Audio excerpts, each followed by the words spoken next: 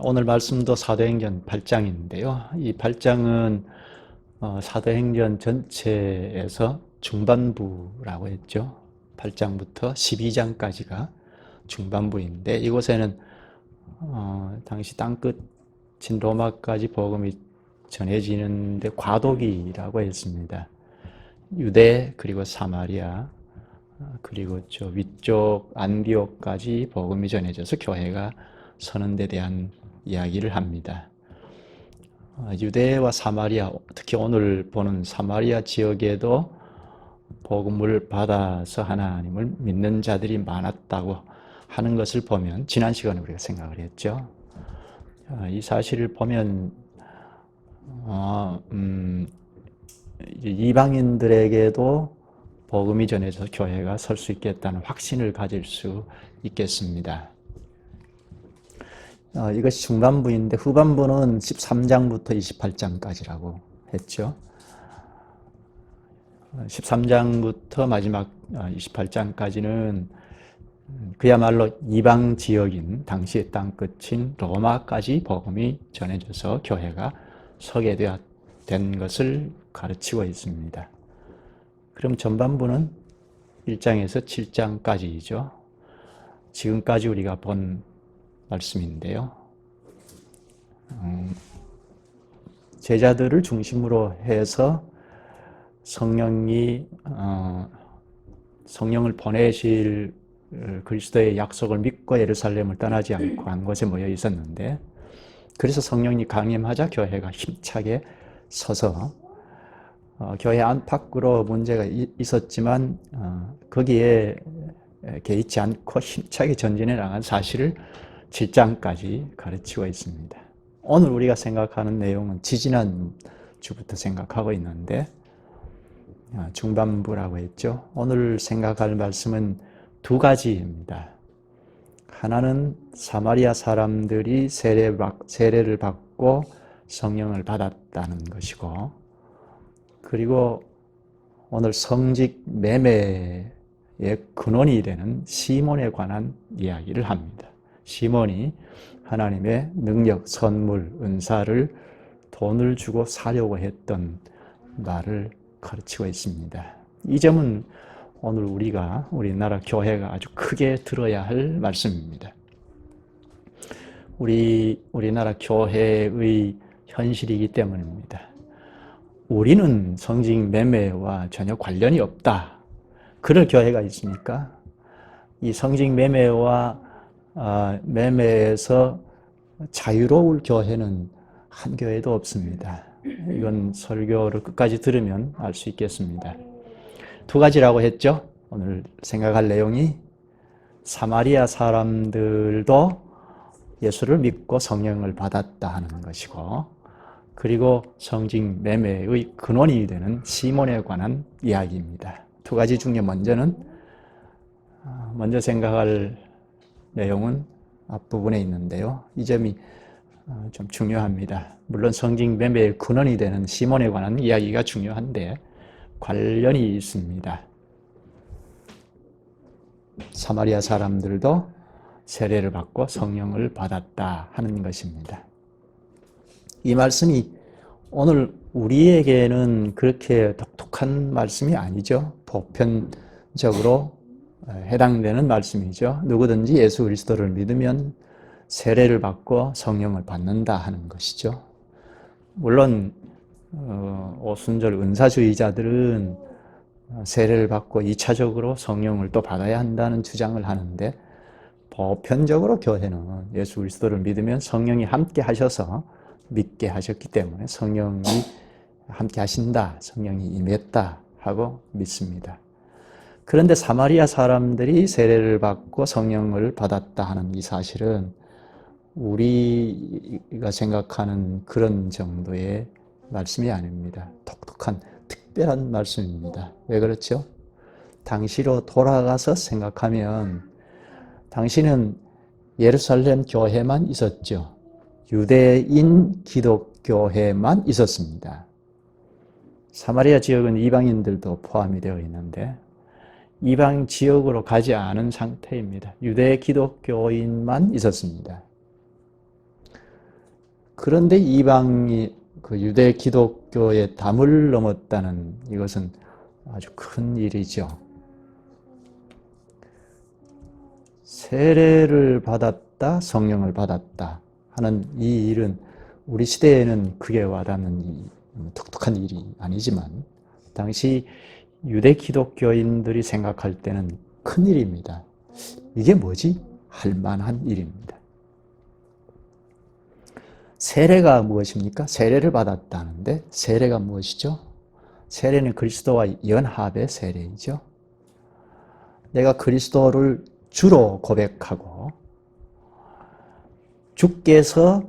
그리스도께서 나를 주장하시기 때문에 그리스도의 말씀을 따라서 행한다는 고백이 있는 자들에게 세례를 주죠. 세례를 아무나에게 줍니까?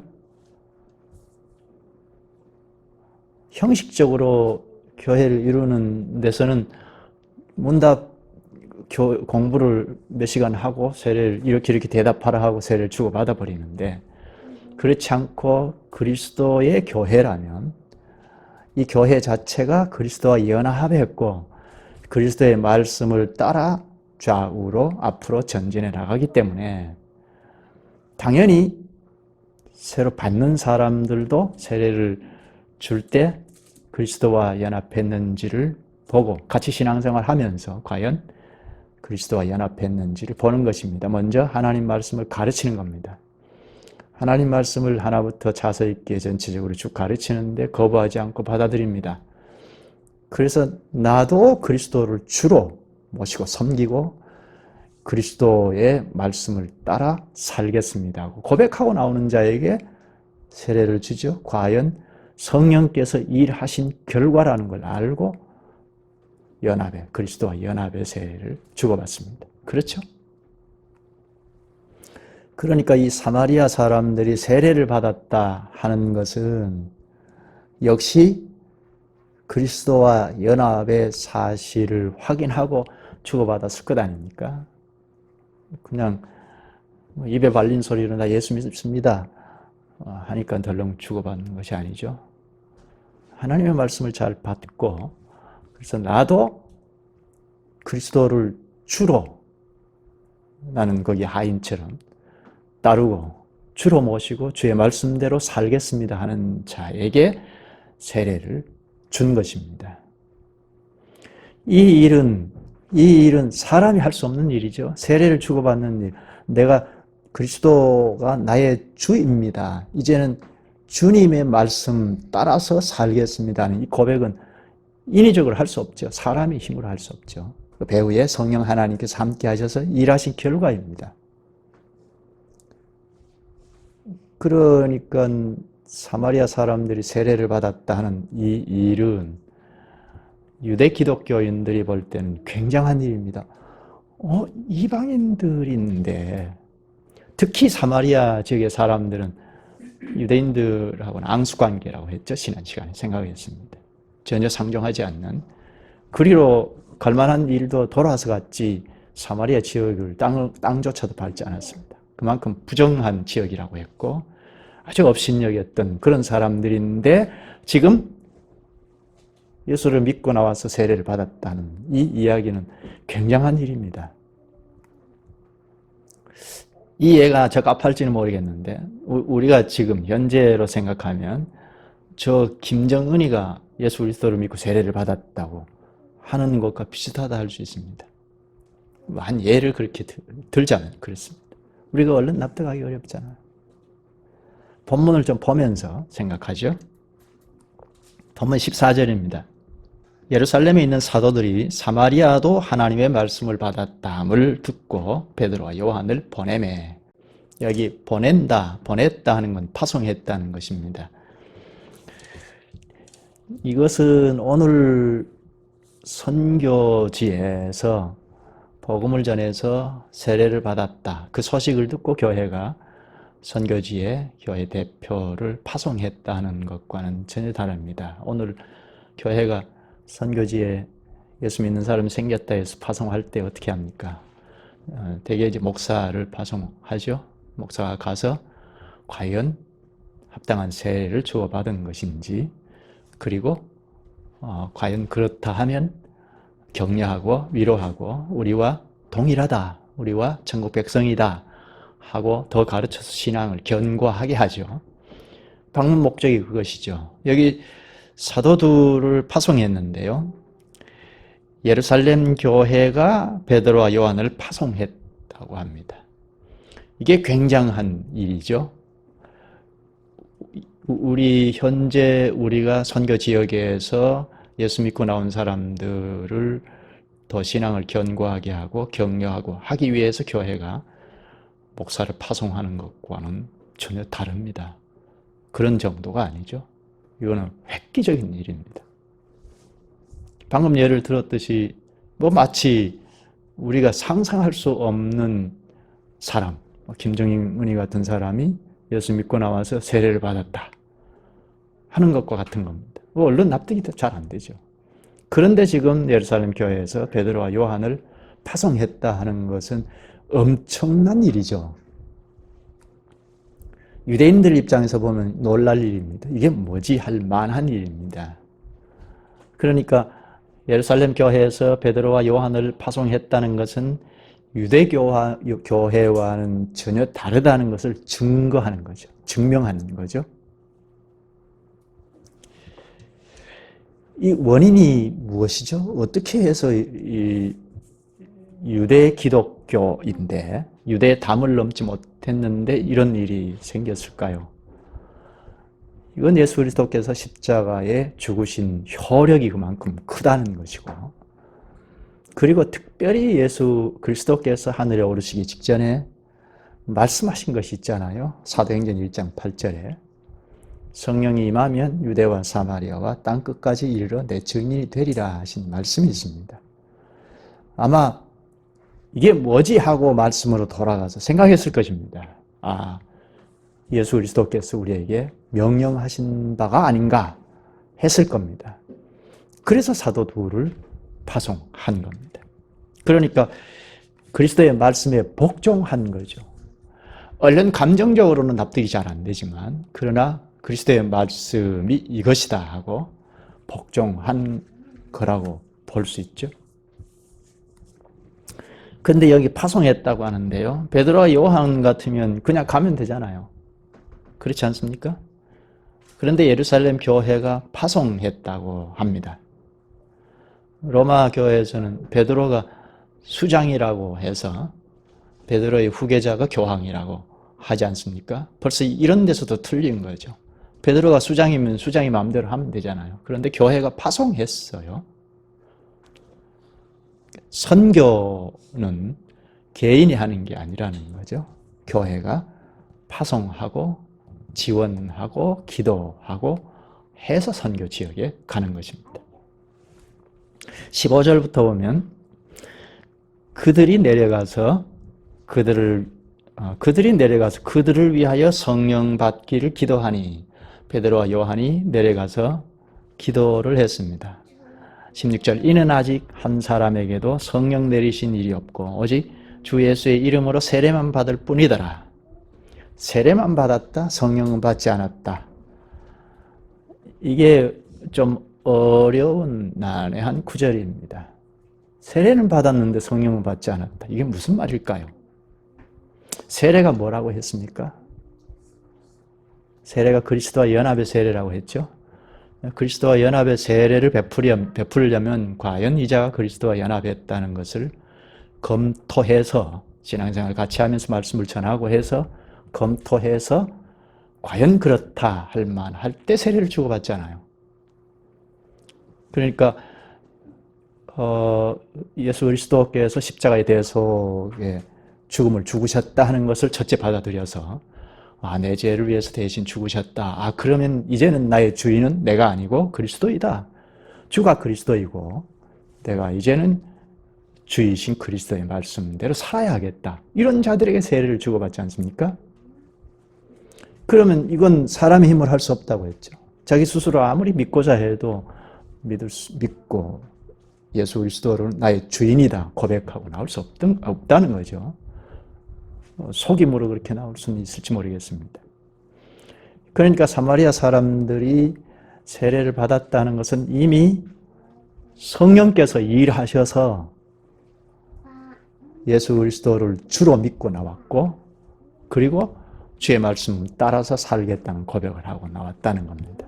그러니까 성령께서 일을 하셨다는 거죠. 고린도전서 12장 3절에 말합니다. 성령으로 아니하고는 누구든지 예수를 주라 할 수 없느니라 합니다. 예수를 주로 고백한 자에게 세례를 베푸니까 사마리아 사람들이 세례를 받고 나왔다는 것은 성령께서 일을 하셨다는 거죠.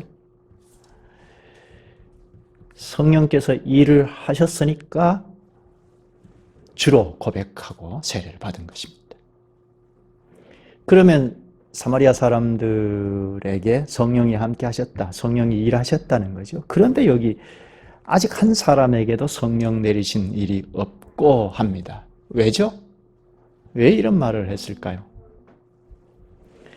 오순절 때와 같이 공적인 성령 임함은 없었다는 말이 되겠습니다.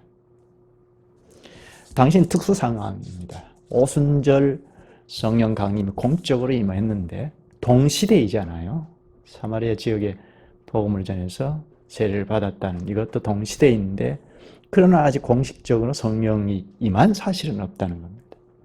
성령께서 밑작업을 해서 일을 다 하시고 세례를 받는 데까지 나오도록 불러내셨으나, 그러니까 성령께서 죽은 사람을 재창조하셨다는 겁니다.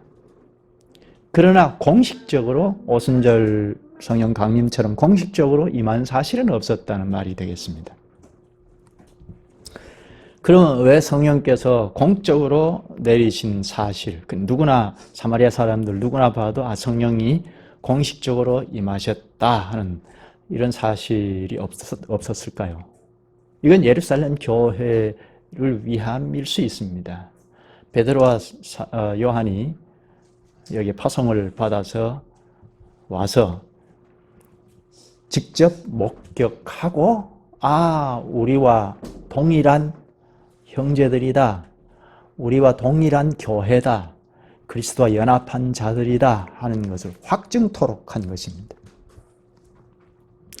성령께서 유대인들에게만이 아니고 이방인들에게도 역사하신다. 과연 그리스도께서 하신 말씀대로 유대와 사마리아와 땅끝인 이방인에게도 역사하신다는 사실을 직접 목격하도록 공식적으로 성령 강림은 유보된 거라고 볼 수 있습니다.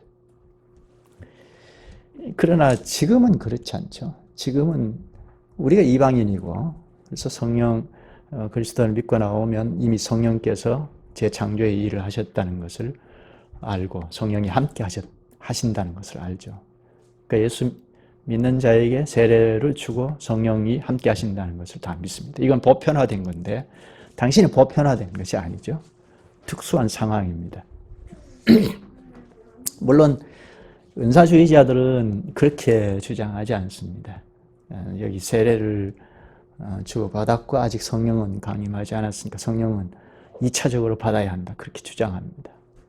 그리고 성령을 2차적으로 받은 증거로서 초능력이 일어난다, 신비한 현상이 일어난다, 대표적으로 방언을 해야 한다는 얘기를 하는데요. 그건 성경을 좀 잘 몰라서 하는 일입니다. 이 당시에 하나님께서 일하신 시대 상황을 잘 몰라서 그렇습니다. 서신서를 잘 봐도 그걸 알 수가 있습니다. 고린도전서 12장을 보면, 고린도 서신은 로마 서신보다는 좀 미리 기록했는데요. 고린도전서 12장에 보면 당시의 은사를 대표로 쭉 8가지, 9가지 기록했는데 초능력의 은사가 함께 포함이 되어 있습니다. 방언한다는 것도 같이 포함이 되어 있습니다. 그런데 로마서는 조금 나중에 기록되었는데 로마서 12장에 보면 이런 초능력의 행사, 방언 물론이고 이런 병 고친다든지 하는 이런 은사는 다 빠져 있습니다. 그러니까 사도시대라 하더라도 점차 초능력의 은사, 방언하는 이런 은사들은 빠져 있다는 겁니다. 점차 사라졌다는 겁니다. 이런 점도 좀 참고할 만한데 나중에 은사와 관련해서 배울 때 이런 점 좀 더 구체적으로 살펴볼 필요가 있겠습니다. 그 다음 구절 17절을 보면 이에 두 사도가 그들에게 안수함에 성령을 받는지라. 성령 강림이 공적으로 임한 것입니다. 이로써 예루살렘 교회와 동일하다. 이방인이라고 해서 유대 기독교인들과 다를 바 없다. 그리스도와 연합해서 한 형제 자매들이다 하는 것을 확증한 것입니다. 여기 안수함에 성령을 받았다고 하는데요. 안수해야 성령을 받는 건 아닙니다. 반드시 그래야 하는 건 아닙니다. 사도행전 10장 44절에 보면 베드로가 말을 할 때 성령이 내려와서 모든 말씀을 듣는 모든 사람들에게 성령이 임했다고 하거든요. 그러니까 안수가 없어도 그렇습니다. 안수와 상관없이 성령이 내려오신 것입니다. 성령의 일은 사람의 일이 아니죠. 성령은 하나님께서 하시는 일이니까 사람의 어떤 것과 상관없이 성령께서 주도적으로 하시는 일이죠. 사도들이 무슨 초능력이 있어서 행한 것이 아니죠. 성령께서 사도들을 쓰셔서 초기 시대에 그리스도인들을 쓰셔서 이렇게 초능력도 행하게 하신 것입니다.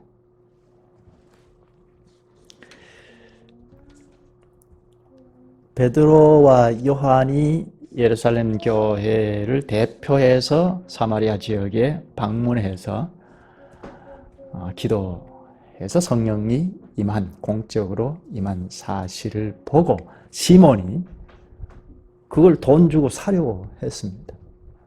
여기에서 성직 매매라는 것이 나왔는데 이 점을 아주 중요하게 볼 필요가 있겠습니다. 18, 19절을 볼까요? 18절에 시몬이 사도들의 안수로 성령 받는 것을 보고 돈을 내밀었다는 말이죠. 돈을 주고 이르되 이 권능을 내게도 주어 누구든지 내가 안수하는 사람은 성령을 받게 하여 주소서 하니. 성령께서 하시는 일, 그게 은사가 되었든 무슨 선물, 어떤 선물이든지 성령께서 하시는 일을 돈을 주고 사려고 했다는 겁니다. 여기에서 시모니로 발전해서 성직 매매가 정착이 되었습니다. 영어로 시모니즘, 이것이 성직 매매이죠. 성직 매매가 무엇이죠? 교회의 직분을 돈을 주고 주고받는다는 것입니다. 교회 어떤 직분이든지 돈을 주고 주고받는다는 것입니다. 이게 성직 매매의 핵심인데, 그러면 직분을 돈을 주고받는 것만일까요? 교회가 어떻게 존재하고 서가죠? 교회가 어떻게 존재하고 서갑니까? 성령께서 주도적으로 일하시고 성령께서 말씀을 쓰셔서 일하셔서 존재하고 전진하죠. 여기 예루살렘 교회도 그랬죠. 성령께서 불러 모으시고 그리고 대언자 사도를 세워서 말씀을 전하니까 회개한 자들이 교회를 형성했지 않습니까? 오늘에도 마찬가지입니다. 성령께서 죽어가는 우리를 불러 모으셨지 않습니까? 또 앞으로도 성령께서 불러내실 겁니다. 세상에 있는 사람들을 불러내실 겁니다. 그래서 그들이 말씀을 깨닫게 하셔서 나는 죄인이구나 하고 그리스도 앞에 굴복하게 하셔서, 그래서 이제는 나의 주인은 내가 아니고 그리스도이다 하고 그리스도의 말씀대로 살겠습니다 하는 자들에게 세례를 주고받고 하잖아요. 이게 성령께서 하시는 일이죠. 성령께서 하실 때 말씀을 쓰신다는 겁니다. 말씀을 대언한 자들을 세우셔서, 초기 당시는 사도들을 세우셨고 오늘날에는 목사를 세우셔서 그리스도의 말씀을 대언하는 것을 성령께서 쓰셔서 그 사람의 인식을 바꾸셔서 죄인인 걸 고백하고 그리스도의 말씀대로 살겠다고 고백하고 나오게 하신다는 겁니다. 그래서 교회가 형성이 됩니다. 그럼 교회가 전진할 때는요? 전진할 때도 역시 말씀을 쓰셔서 우리의 사고를 변화시키고, 그래서 지식부터 잘하게 하셔서 삶의 현실로 돌아가서 그리스도의 증인 노릇을 하고, 그래서 또 불러내시고 교회가 전진해 나가도록 하시는 겁니다. 처음에는 합지절이 모인 것처럼 그렇게 시작했다 하더라도 끊임없이 말씀을 전하게 하셔서 그것을 쓰셔서 교회가 지식의 축적이 되어서 마땅히 할 일을 능력 있게 하게 하신다는 겁니다. 우리 삶의 현실로 돌아가서도 하나님의 말씀의 능력을 발휘하여 이 삶의 요소요소에 영향력을 끼친다는 겁니다. 이렇게 성령과 말씀을 통하여 교회가 형성이 되고 전진해 나가는 겁니다. 그런데 이 성령과 말씀을 전면에다 두고 존재하고 전진해 가지 아니하면, 다른 것이 여기 끼어들면 그게 바로 성직 매매와 직접 간접 다 관련이 있다는 겁니다. 꼭 돈을 주고받고 성직을 주고받는 것만이 아니고 하나님의 말씀과 성령이 전면에다 두고 교회가 존재한다, 전진해 나간다 하는 것을 생각하지 않고 거기에 다른 것이 끼어들어오면, 돈은 물론이고 무슨 권력이 끼어든다든지 다른 것이 끼어들면 성직 매매와 직접 간접으로 다 관련이 있다는 것입니다. 이렇다면 무서운 말이죠. 우리도 자유로울 수가 없습니다. 언제든지 긴장하지 않으면 안 될 것입니다. 교회는 말씀과 성령으로 존재하고 서간다 하는 것, 말씀과 성령으로 존재하고 서간다는 것을 생각하지 않고 그걸 뒤로 밀쳐놓고 다른 것이 여기 끼어들어오면 시몬이입니다. 망합니다. 베드로가 말합니다. 20절에 베드로가 이르되 내가 하나님의 선물을 돈 주고 살 줄을 생각하였으니 내 은과 내가 함께 망할지어다. 성령과 말씀을 전면에다 두지 아니하면, 다른 것을 전면에다 두면 혹은 나란히 둔다 하더라도 돈과 함께 망하겠다는 겁니다. 권력을 여기 집어넣으면 권력과 함께 망하겠다는 것입니다. 에이, 돈 없이 어떻게 교회를 이루느냐. 요즘 그렇게 말을 하죠. 우리도 그럴 수 있습니다. 돈이 없이 어떻게 말씀으로만, 성령만 의지하고 어떻게 교회가 존재하고 서갈 수 있겠는가. 움직이면 다 돈인데 돈이 필요하죠. 근데 전면에다 말씀과 성령을 놓지 아니하면 다 이건 시몬입니다.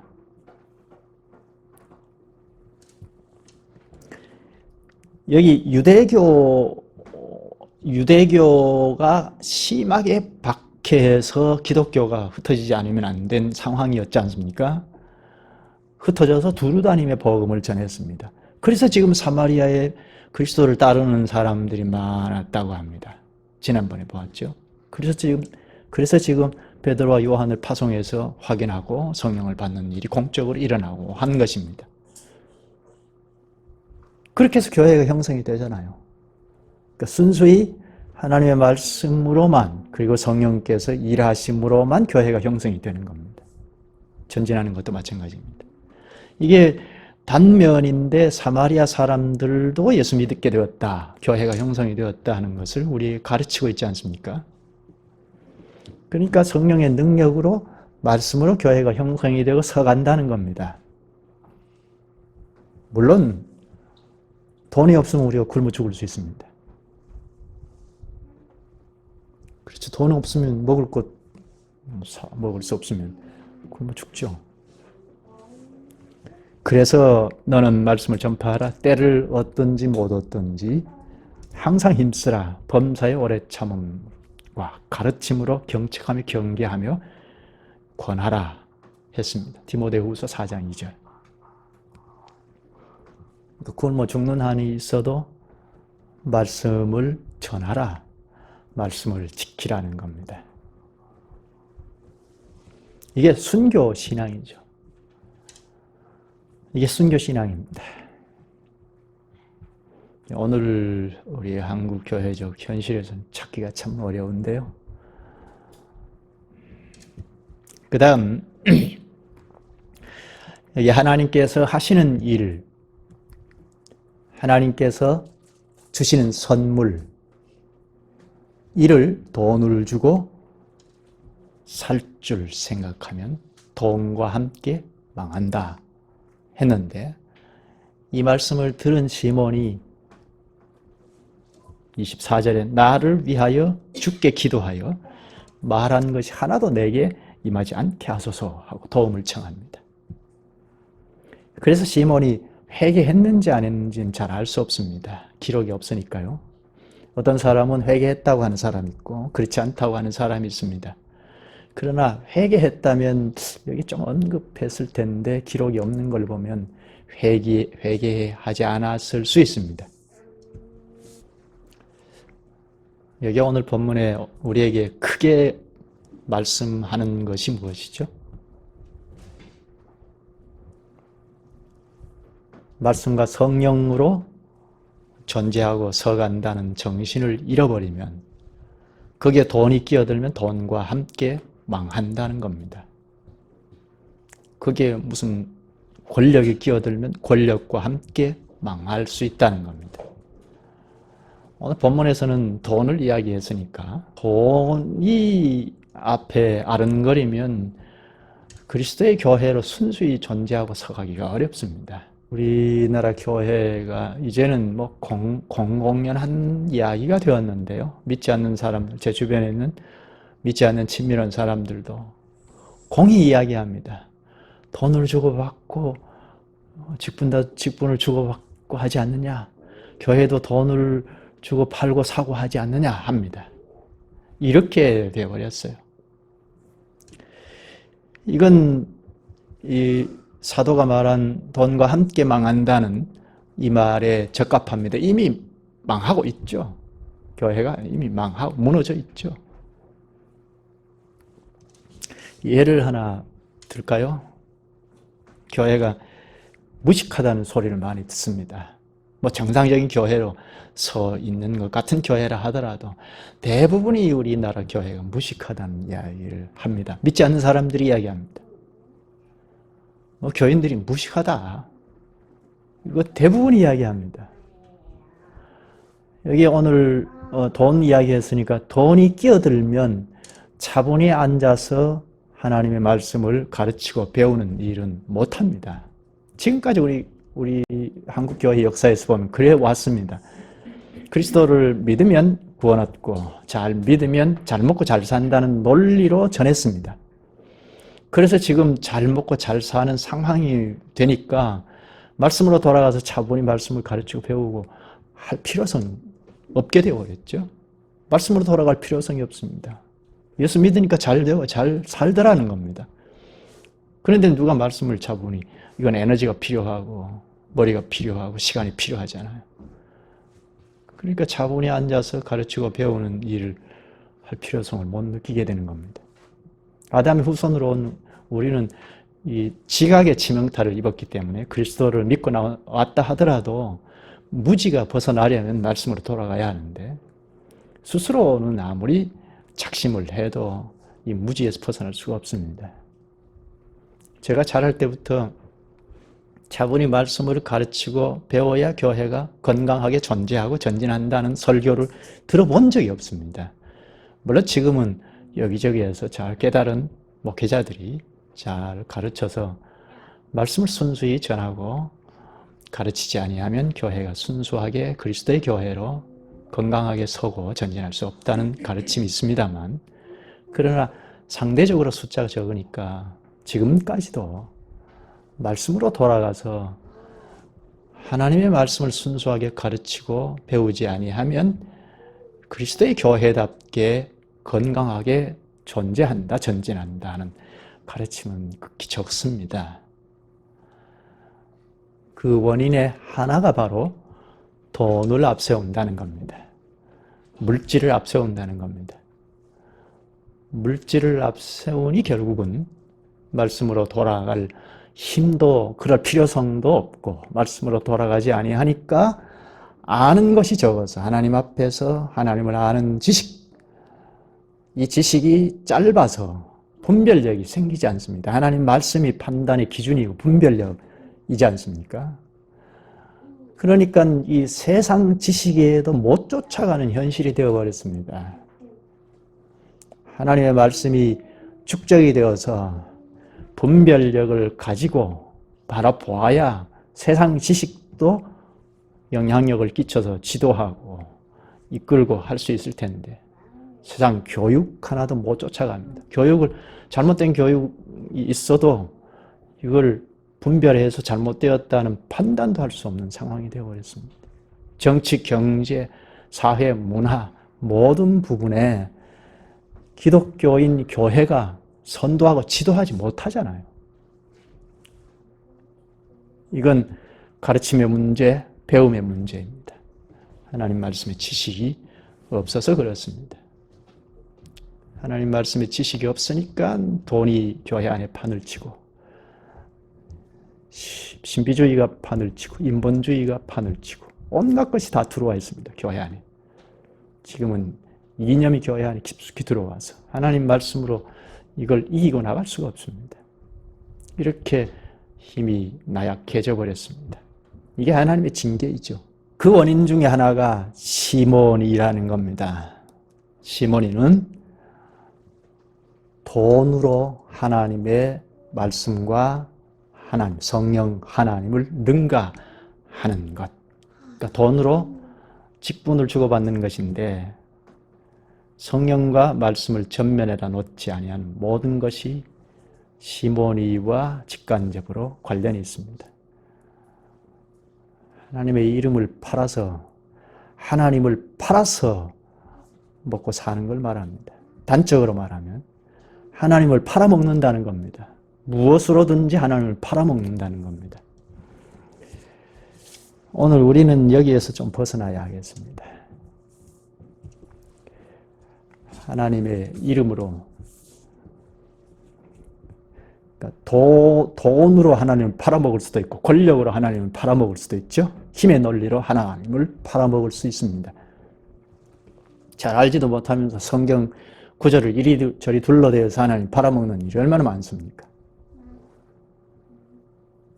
자기 행복을 위하여 하나님을 팔아먹는 이건 다 시모니즘과 관련이 있습니다. 오늘 여기까지 하죠.